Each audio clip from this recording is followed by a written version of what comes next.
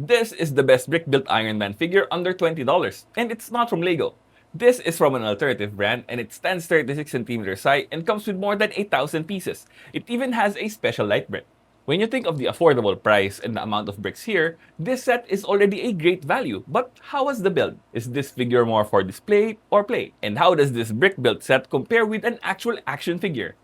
This is from ZD Toys, and I had this in storage for a long time. This isn't exactly a fair comparison, but we'll see how it goes. Thank you, Barweer, for sending us this set. It didn't come with a box, just a shipping bag with all the parts. The pieces arrived undamaged and complete. The manual is a nice big booklet, but they cram in too many steps per page. It came with a sticker sheet, and I did not use any of it, apart from one piece which I will talk about later. Let's talk about the actual build. We start with the bags marked number 1. Nice, numbered bags, but there are a lot of bags all marked with number 1. I see, it's gotta be one of those builds, huh? After pouring out a mountain of parts, we start with a few small pieces that eventually become the torso of the figure. And here we have the special light brick. It's prudent to test it before locking it in place. It would be near impossible to get to later. Next, we build up the back torso. And soon after, we build the waist and the general belly area of the figure. Here is the neck piece with a tiny ball joint to attach the head to later. Orc Reactor time!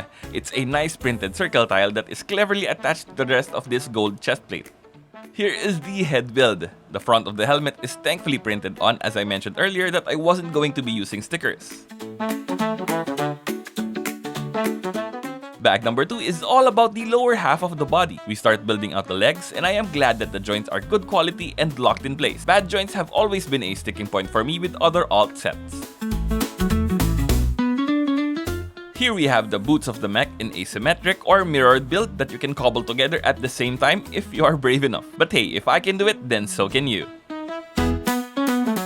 And we finally get to bag number 3, all about the arms and hands of the mech.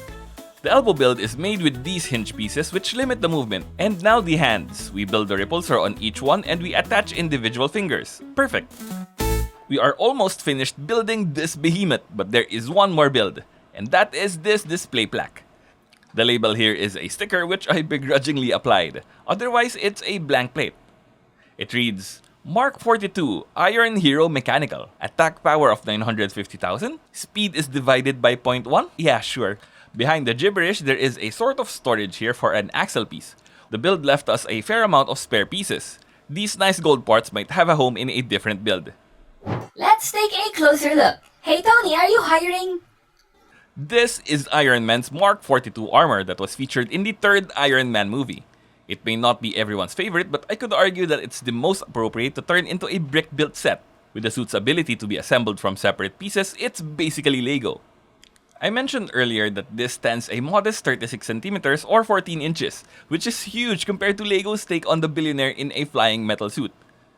The colors of this figure are really spot on. I love the sheen of the gold pieces, especially on the significantly sized shoulder pauldron.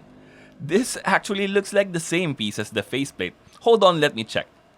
And yes, indeed, to satisfy 0% of the audience, this is indeed the same piece, and this is how it looks on his face. Moving along, down here on his chest, we see the representation of the chest arc reactor. It's printed, but you know what grinds my gears? The print is not perfectly aligned. It's ever so slightly off and there is no way to fix it. And it's really messing with me. I am clinically diagnosed to have OCD as well as ADHD. It's a very fun combination. Next, let's quickly spin this set around to show you the back. It's all tiled up and it looks nice. But what I want to show you is inside here. We have to flip this panel downwards to reveal the light brick. Then grab your axle piece and stick it in there. Rotate to the right to turn on the light. Yeah. 60% of the time, it works every time. And if you happen to get it working, it looks amazing from the front. I just wish it was a tad bit brighter. The legs are well proportioned with the rest of his body. They are appropriately beefy to carry the weight of the rest of the figure. We have ball joints on the hips and rotation joints on the knees.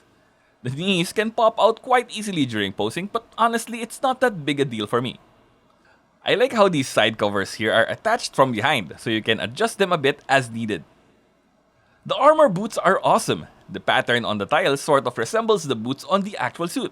The designers here really paid attention to detail. The soles even have these boosters. Now let's turn our attention back up here to the arms. The elbow uses stacked hinges for the joint, which provides excellent stability but sacrifices flexibility. Without this rotation, it's a bit difficult to do some of the poses. We will talk about articulation in posing in just a bit, but first let me show you this small stud shooter. It's a cute little weapon, but I'm not sure if the Mark 42 had a forearm missile launcher. But what I'm sure of is that the suit has awesome repulsors on the palms of the hand, and those are represented here by trans blue rounded bottom plates. It's time to finally talk about articulation. And I hate to be the bearer of bad news, but this set is slightly difficult to pose. It's so bad that I had to dig into my collection of Iron Man collectible figures, which was also not a happy story. More on that later. The wrist features a tiny ball joint, which is fine, but you can't really get the hand into the classic repulsor pose without some modifications.